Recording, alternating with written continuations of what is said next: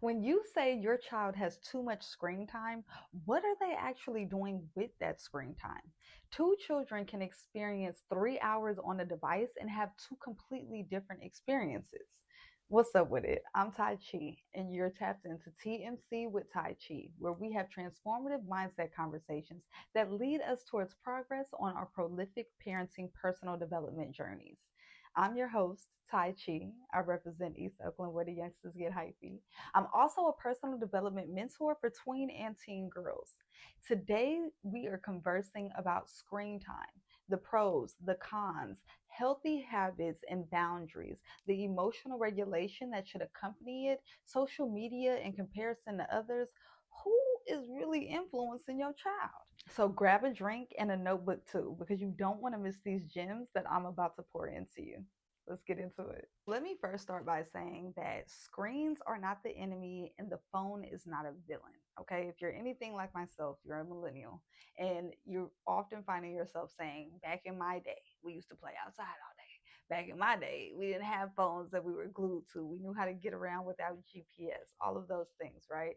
But if we really think about today, where we are in the present moment, technology is everywhere. So no matter how long you try to hold off on giving your child a phone, they're going to have friends that already have them. They're going to have Chromebooks in the classroom. You go to the library and there are MacBooks everywhere. So the best thing that you can do is teach and guide them how to utilize them without over abusing them, because it's going to be a part of their integrated lifestyle anyway. So something I really want to get into is consumption, connection, creativity, and education. These are the different ways that we can utilize screens and technology with being mindful and intentional about how we utilize them. So, consumption, doom scrolling, brain rot, continuously just going. You're not even fully watching and engaging and processing what you're experiencing before you're on to the next video. That's consumption, and oftentimes overconsumption is the problem, not the phone itself. Connection. If you're staying in contact with relatives, if you're making sure that you're calling grandma once a week, if you're tapping in with your cousins and continuing to see what's going on with them, those are all beautiful ways to utilize having a phone, staying connected with others, whether it's in your family community, your friends, or your church organization, your sports team, things like that. Creation. If you are into vlogging, creating your own YouTubes, maybe you're documenting the process of something that you're going through and you want to be able to compare the first day to the 90th day. Those are all great ways to utilize having screen time and having technology in a positive manner. And then the last one is education. I'm all here for a good docu-series, a good documentary movie, being able to watch tutorials or listen to YouTube videos that allow me to learn and expand my mindset, to build on skill sets and hobbies that I may be interested in.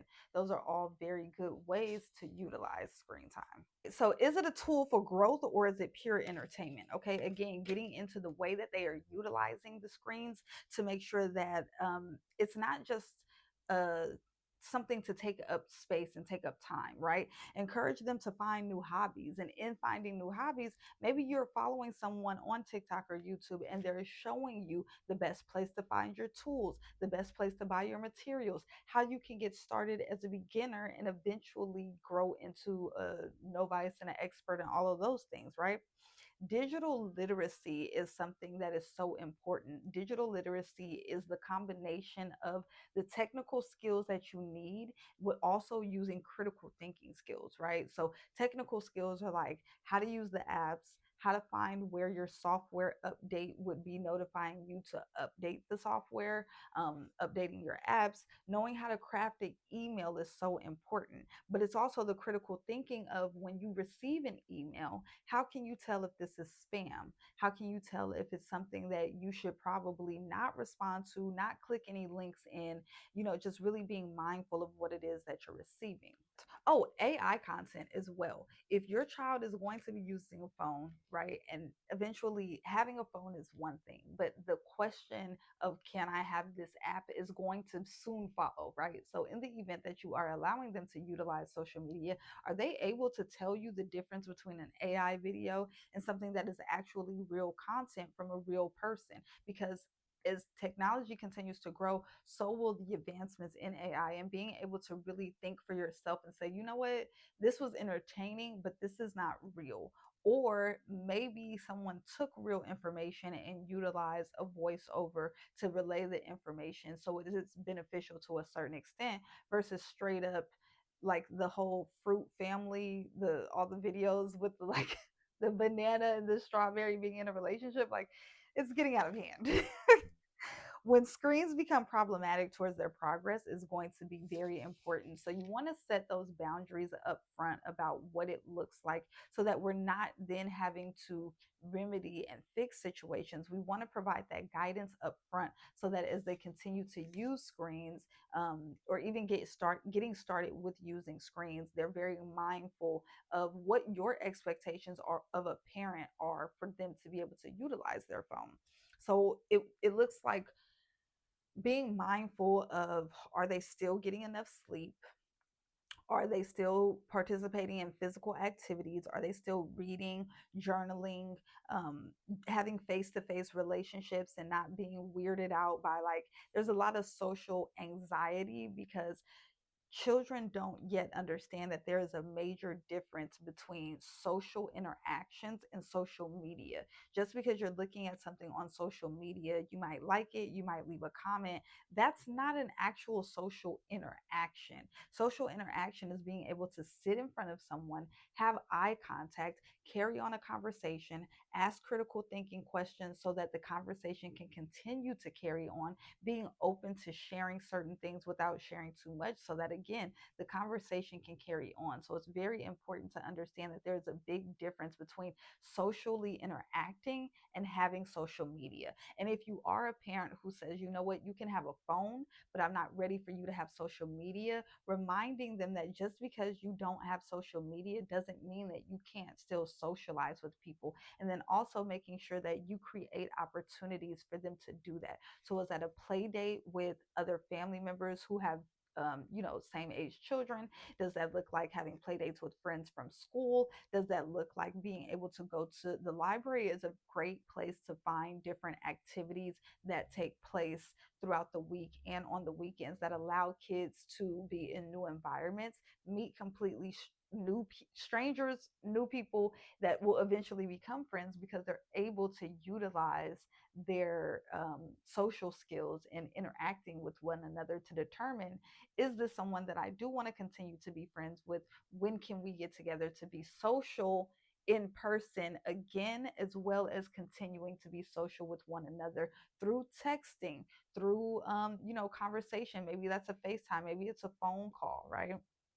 So you just want to make sure that there are as many offline activities still taking place in addition to allowing them being able to have a phone. You also want to really be mindful of their mood. How is their mood when you say, hey, it's time to put the phone away? Is this starting to become something that they depend on for every little thing that they're feeling to avoid feeling those feelings? So if something happened at school and they're sad, they're depressed, they're a little lonely, they're not really sure how they're feeling, are they quickly going to their phone to forget about what they have experienced versus really sitting in those emotions and being able to figure out how to move through them, how to feel them, how to express them to a trusted person so that they can process them versus ignoring them? Because even if you come home and you're feeling a certain type of way and you instantly get on your phone, you're still going to have those same emotions or those same situations to deal with once you're done doom scrolling at the end of the day. Also, chores and responsibilities. allowing them to have a phone should not take away from, if you start to notice that the chores, the dishes is piling up, the garbage not being taken out, those are the types of things that really you want to have that conversation up front. And even if you've already given the device, there's still no wrong time to have that conversation, because you can have the conversation up front, and then you still need to reiterate and have conversations and expectations as that time progresses, with them being able to utilize a device, whether that's a phone or an iPad, right?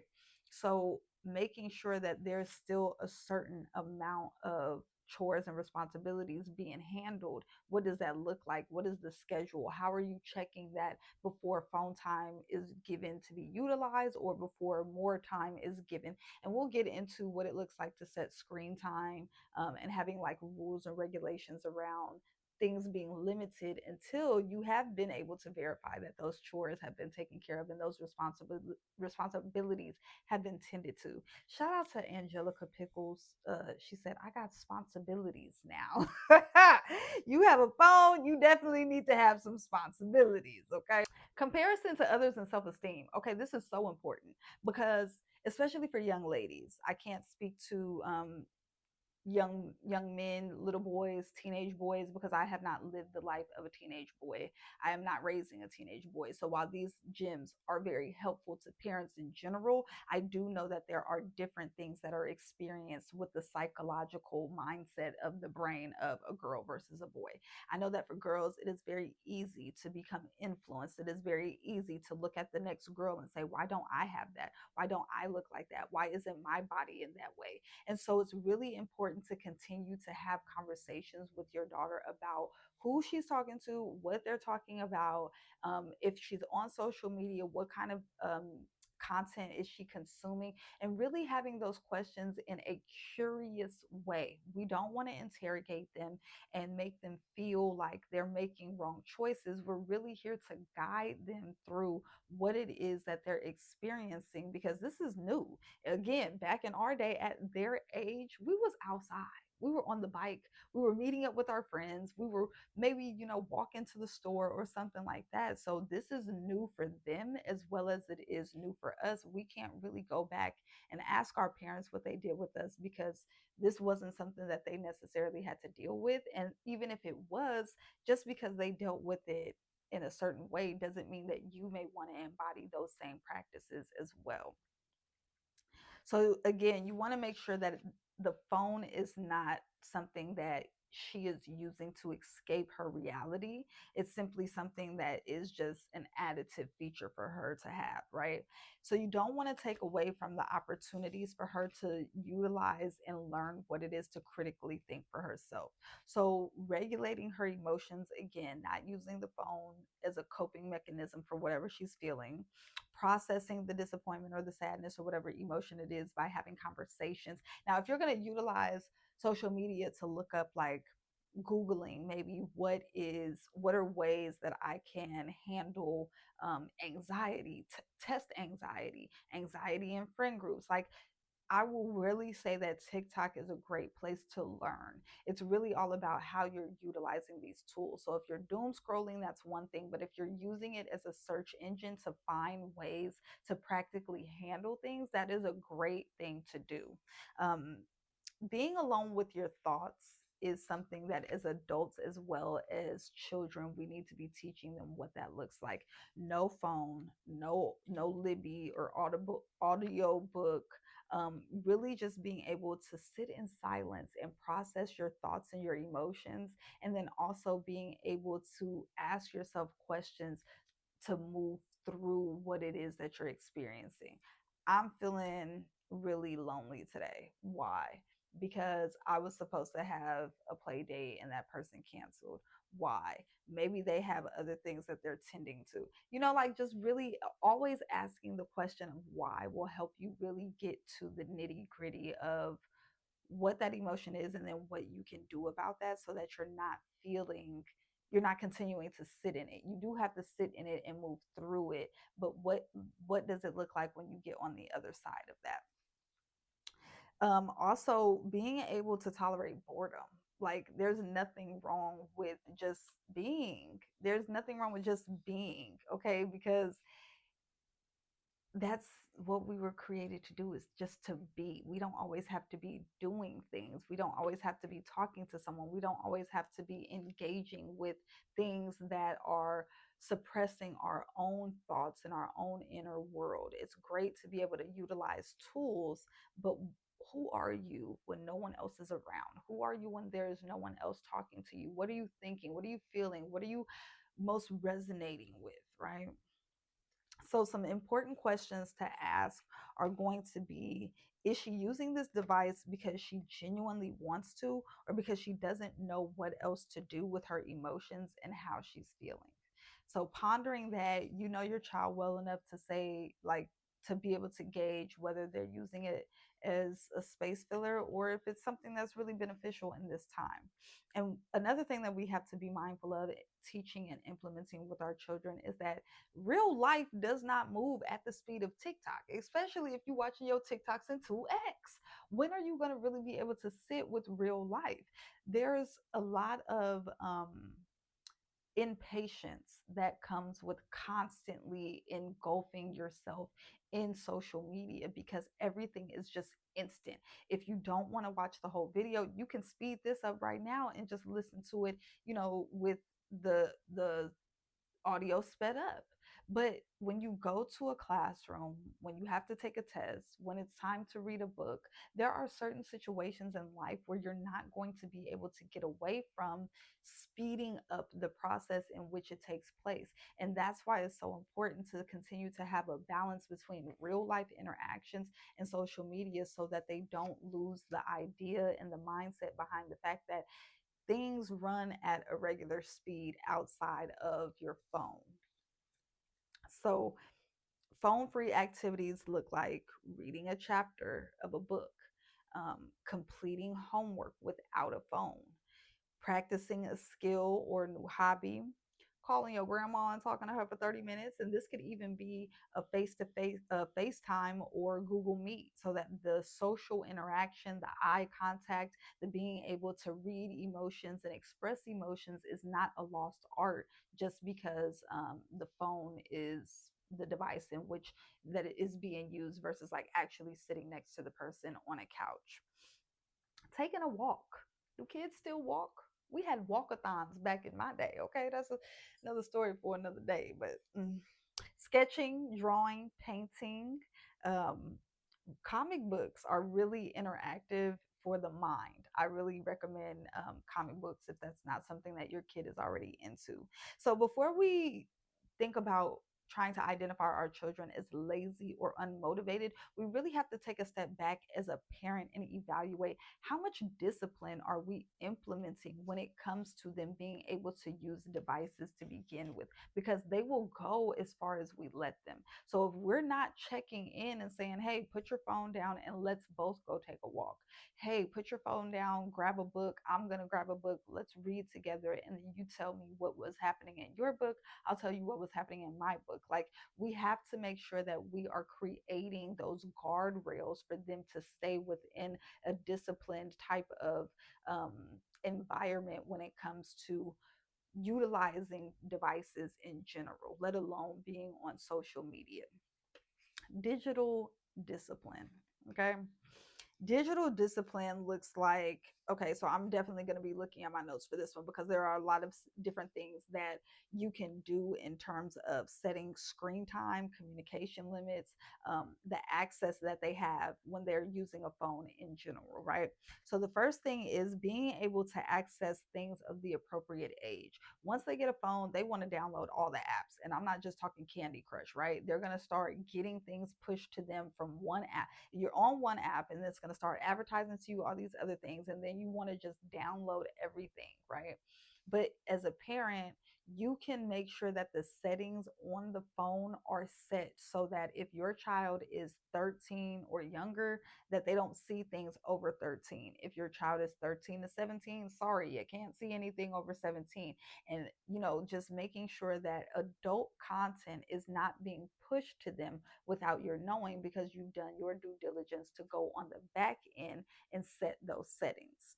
Another tip is that 3 hours for access to any app. So there's a 3 hour limit on the phone. You can implement this to however many hours you see fit: 3 hours, 1 hour, 2 hours, 4 hours, depending on the level of maturity for your child, their lifestyle. If they're a YouTube content creator or something like that, maybe they would need a few more hours than someone who is just starting out and has it for the purposes of traveling or being with the other parent or things of that nature. This is up for you to decide. I'm simply here to give you tips, tools, and resources, techniques on how to make this a beneficial situation for you. So say that it is 3 hours of access, right? Again, this is something that you're going into the communication, I believe it's called communication limits. It differs for Android and iPhone. You can go in and you can set, again, the preference for the age limit of apps that they can see, and then also how much time do they have each day for these apps. Because what you don't want to do is constantly allow them to just be on the screen all day. That takes away from their literacy, their intellectual ability to think. It hinders their own ability to utilize their imagination. So say you set the limit for 3 hours.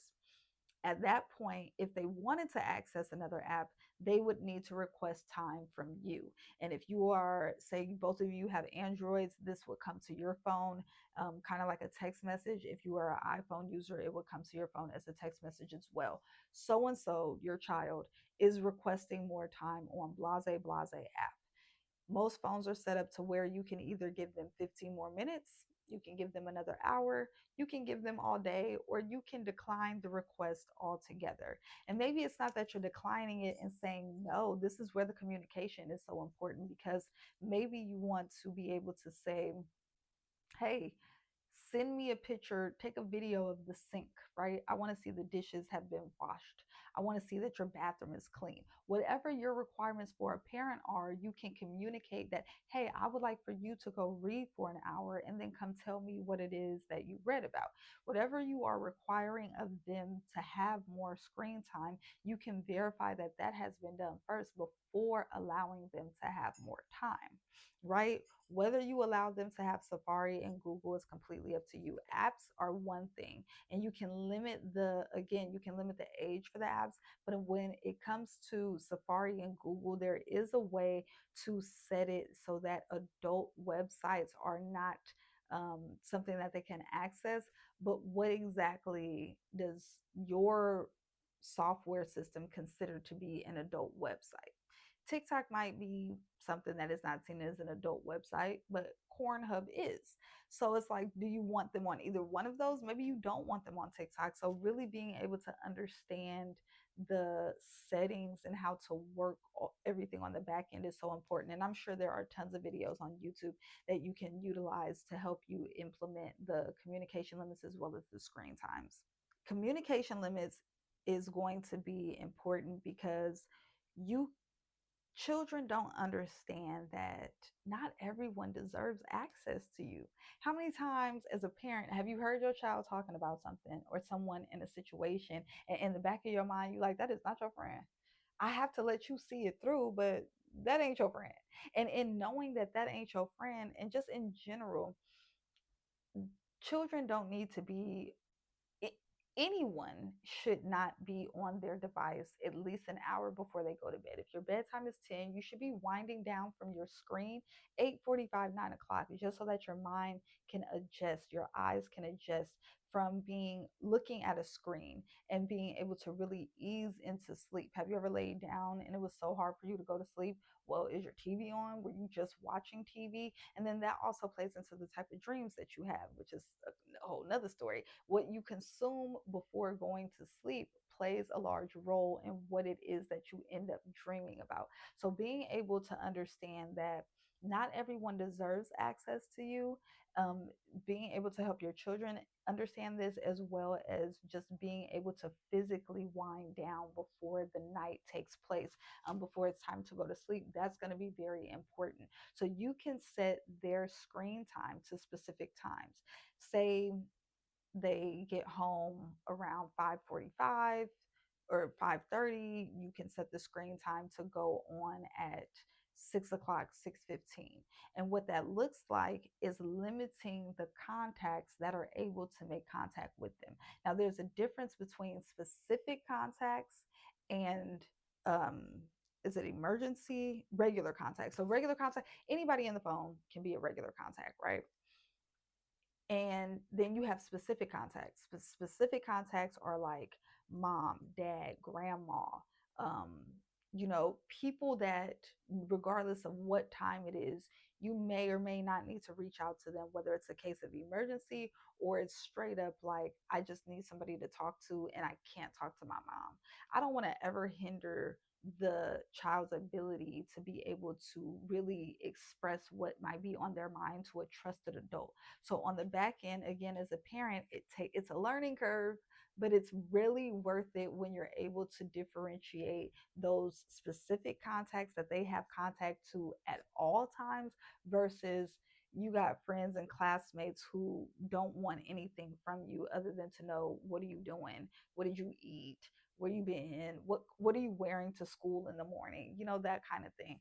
So you can have that effect to go in like 6:15, 6:30, so that they're now focused on homework and they're not being distracted. Because how many times do we hear a ding on our phone and we're quick to pick up the phone to get distracted, and then we've lost 10 minutes of something that could already be done.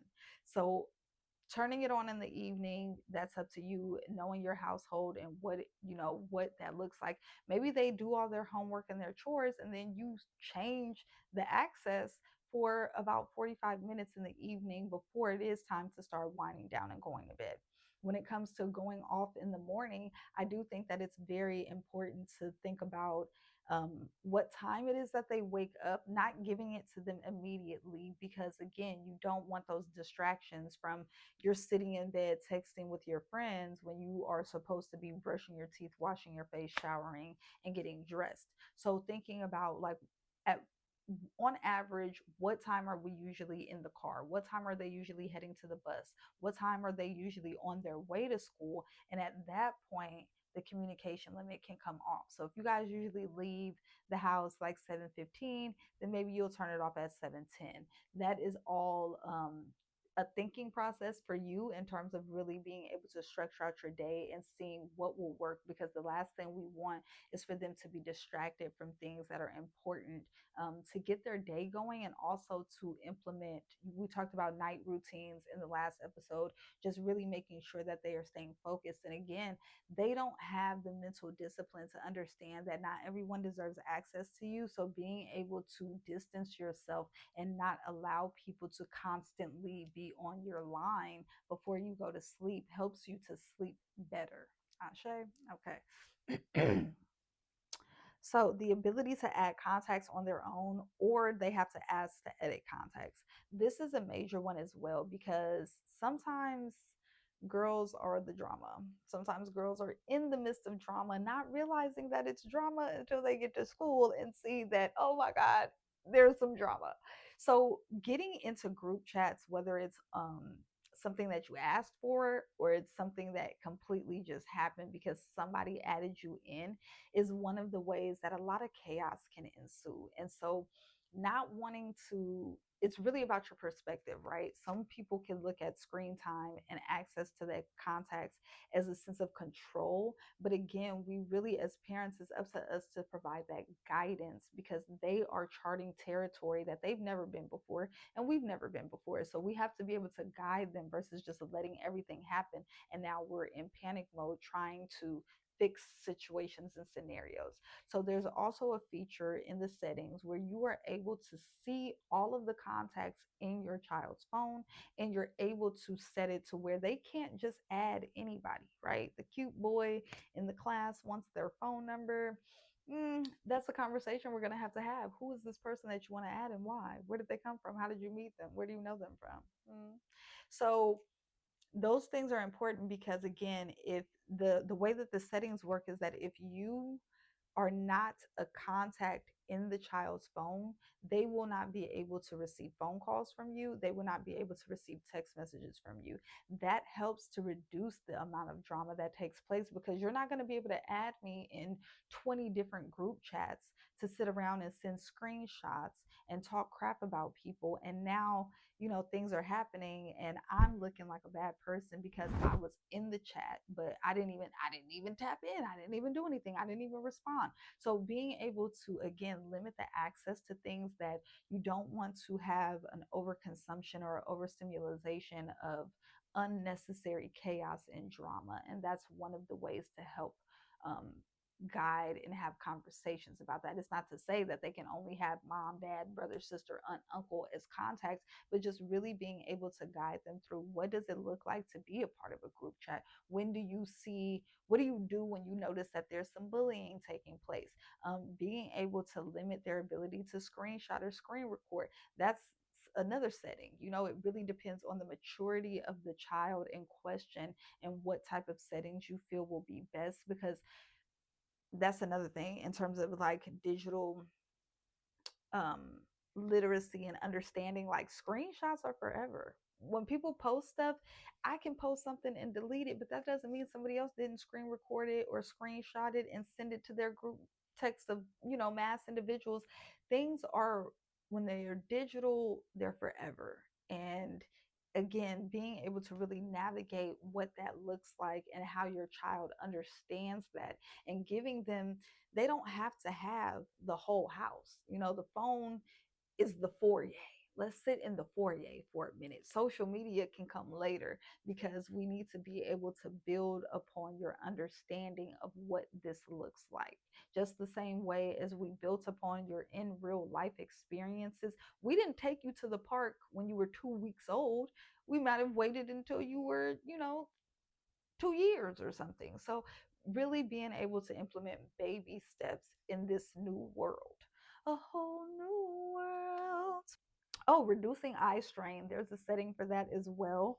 Making sure that they're holding their phone. And this is another reason why implementing screen time is so important. As an adult, I know that throughout my work day, I'm looking at a laptop, I'm looking at my phone. There are certain things that I'm doing. There are also certain times where I will close the laptop, I will put the phone down or put it in my pocket, and I will take a walk and I will just look at things in my peripheral, because I need to be able to adjust my eyes and allow them to take a break. Children don't understand the importance of that.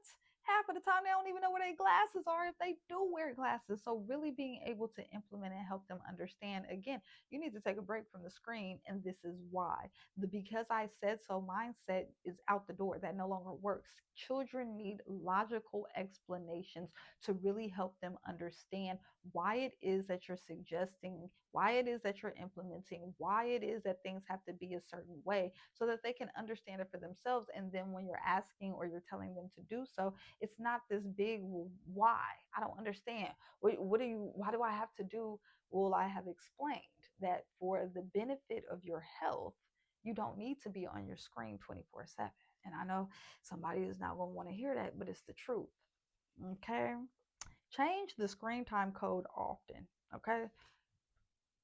Every now and then, your child may or may not figure out how to finesse. Maybe you didn't left your fingerprints on the phone. Maybe they were watching over your shoulder.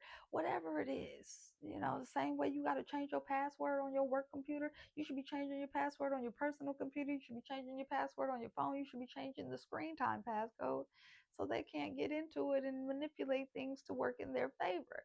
Another thing about the communication safety, it blocks anything that resembles a birthday suit, if you catch my drift. Okay, we can't control what other people do in their household.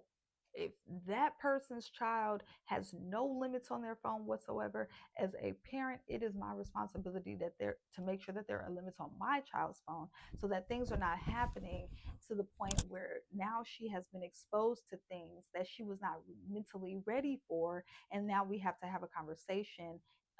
Once you see things, you can't unsee them. So again, making sure that the communication safety is implemented, toggled on, that will help to block anything coming through her screen that is inappropriate for a child. Okay. Social media, to have or to not have. We kind of sort of talked about this a little bit, but again, just making sure that you understand, just because you are giving them access to having a phone, that's a milestone within itself. Let's sit in that for a minute. Let's learn that for a minute. You don't automatically have to get on social media just because you have a phone. Really, at this age, a phone should be for the purposes of your safety as you are out visiting. What sometimes you may not always be with me. Sometimes we might be in the same store, but I let you go to the kids department while I peruse these beautiful blouses. It doesn't always have to be everything all at once. Again, setting up the account with her, right? That's going to be very important, because then they don't have the ability to finesse the age. If you put your truthful age in, now your account is a kid's Instagram, it is a kid's TikTok, and you should only be seeing videos of kittens and puppies and rainbows and stuff, not the inappropriate things that are freaking you out because, again, mentally, emotionally, you were not ready or mature enough to handle the things that would show up on a grown person's feed. Being friends with your kids on social media can come in handy. I know back in the day they used to say, I ain't one of your little friends. Baby, times have changed. Okay, you need to be a silent stalker. Being friends with them on social media is going to help you understand them better. Every now and then, look at what it is that they're reposting. Are they looking for new hairstyles? Are they finding certain things funny? Are they, cracking jokes about being a sibling? Are they posting a lot of things that maybe have you concerned for their mental health? These are the types of tips that would techniques rather that would be very helpful to making sure that you can understand where they are mentally as they transition through utilizing social media for the first time. You can look at the types of things that they engage in, look through their comments. You don't need to be one of those parents that's commenting on every comment that they receive. Let them live. Let them live. But what I will say is just being mindful of the type of conversations that are carrying on, the types of things that are being discussed and talked about. And again, looking at those reposts so that you can tap in and understand where they are mentally. And anything that you are seeing, those are things that can be brought up in conversation later on out of your own cultivated conversation. We don't want to interrogate them. We don't want to make them feel bad. We don't want to question them in a way that makes them too suspicious at all. You want to give them the freedom to be, but you don't want to be completely hands off. Am I pretty enough? Why don't I look like her? Why don't I have what she has? Why didn't my post get more likes? These are the types of questions that they start to think silently as they engage more with social media. So, again, it's really important to continue to have conversations with them as you let them experience this so that you can understand how to help them navigate what they're experiencing. Just because that post got X amount of views or likes doesn't mean that what you share doesn't have value. Or just because she's wearing this doesn't mean you need to start dressing like that either. Continuing to stay true to who you are as you navigate social media is going to be one of the most important things that you can do as a tween, a teen, or a grown person. Not letting people shift, or it's one thing to be motivated and encouraged, but when you start trying to transform who you are simply because you're seeking acceptance, that's a another conversation that we need to have around what does it look like to know thyself and be grounded in who you are. Those are going to be two very important things. Who is actually influencing your child? Okay. It used to be a point in time where you knew everybody that your child knew, whether that was grandparents, relatives, aunts, uncles, the coaches, the church members, the community members. Like, we didn't have all of this outside influence and this outside ability to have access to people. So it was very easy to understand when somebody started talking like somebody, it was like, oh, you've been hanging around your granddaddy a whole lot, you grunting and stuff when you get up. But now you have, there's so much influence because of social media. Your child could be influenced by somebody that they've never even met before. Now they have all of these different views and opinions about, what beauty standards are, what body image is, what relationships are, sex and sexuality. Again, things that they may not even be mentally ready for. Influences about money and what they should be doing with money, music. These people didn't influence my child to like Rod Wave. Who you want big and dark skinned, baby? I got a man for you, and his name is Luther. What do you mean you want floor tickets to Rod Wave? Who told you you should sit on the floor? I sat on the floor before, and this man was blocking my view the whole time. I refused to sit on the floor.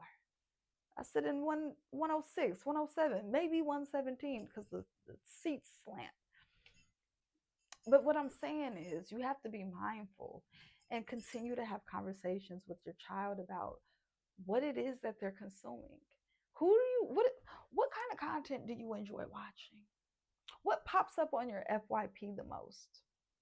Who's your favorite person on, whatever platform they're using? If it's TikTok, who's your favorite TikToker? If it's Instagram, who's your favorite Instagrammer? If it's YouTube, who's your favorite YouTuber? What do you like about them? What have you learned from them? Are they funny? Is it aesthetically pleasing? Like, really dig into their mind to understand what is attracting them to the things that they are indulging in, so that you can just continue to get to know them more, and then also making sure that you are navigating and guiding them to continue to think for themselves. Her place is aesthetically pleasing for her, but what do you like? It's nothing wrong with liking Spider-Man or Hot Wheels or, whatever it is you like. Don't lose that just because someone else is doing something different. You can add to that, but don't lose yourself trying to chase after what you think is the right thing. The right thing is being true to yourself. They're basically teaching values without saying that they're teaching values, in terms of like the people that are influencing your kids. So it's important to make sure that you have values rooted in them, so that they cannot be influenced so easily. Again, there's a difference between being encouraged and completely changing everything about yourself because you're being influenced to think that you have to be something that you're not. Alrighty, parents.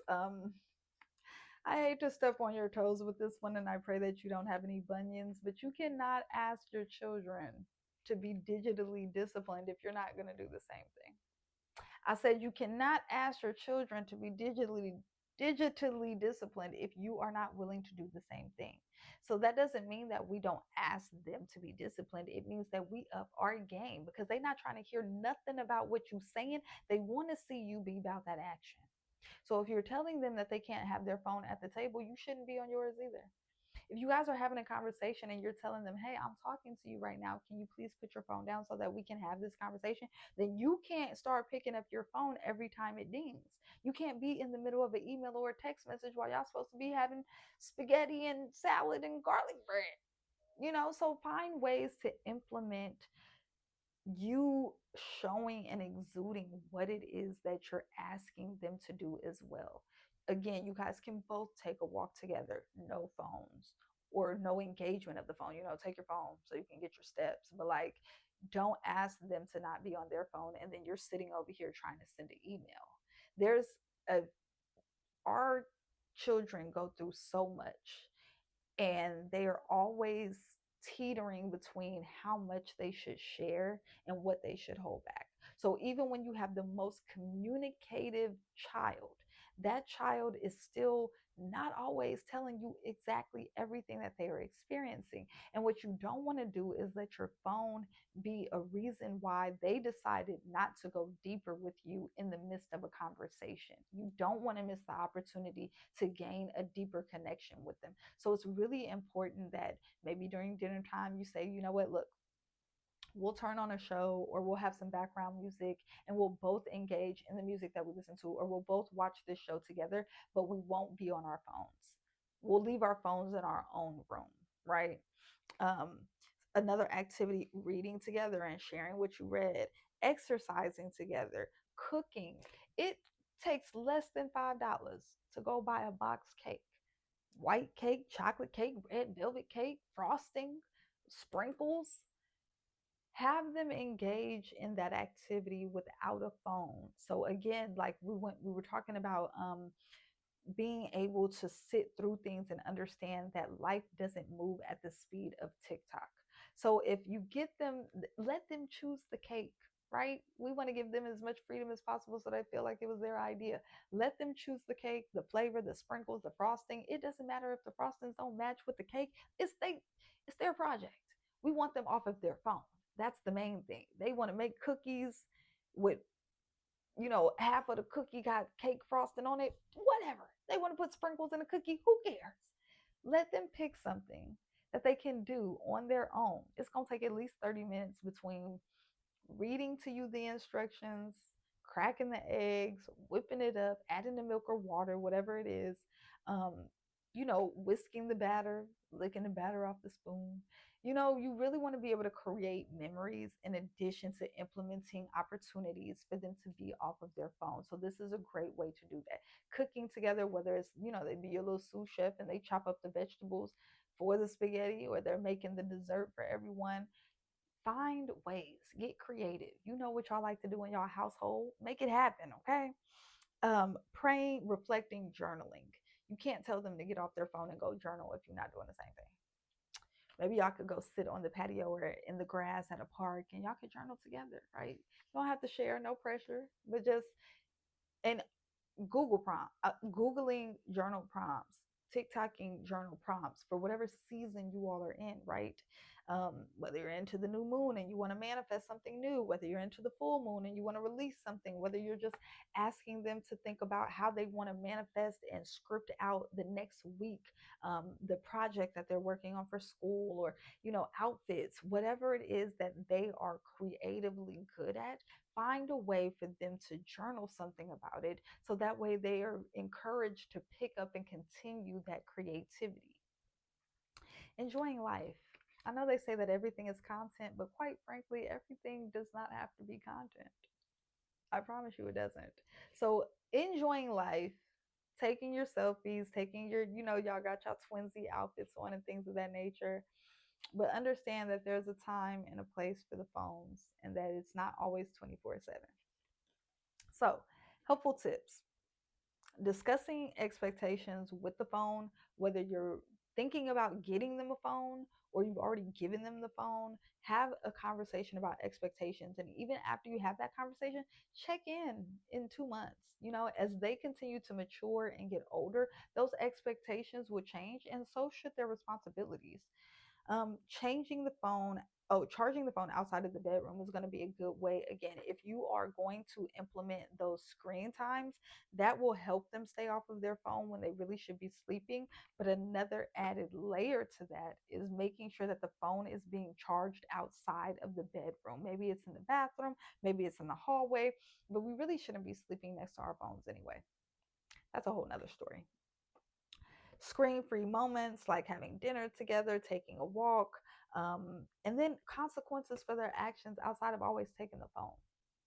Taking the phone, if it's related to, maybe they abused their privileges, maybe they did something they didn't have any business doing, but always taking the phone is not going to be the best practice. So making sure that you have consequences that are, listen, you leave a light on in this house and you're not in that room, you're going to give me 25 or something: sit-ups, crunches, push-ups. You choose, but there are consequences for your actions. So ask yourself, is technology adding to the young woman that she is becoming, or is it quietly replacing the experiences that she needs in order to become that young woman? This conversation may be over, but the transformation doesn't stop here. Until next time, parent with intention, lead with love, and leave a legacy worth following. Peace.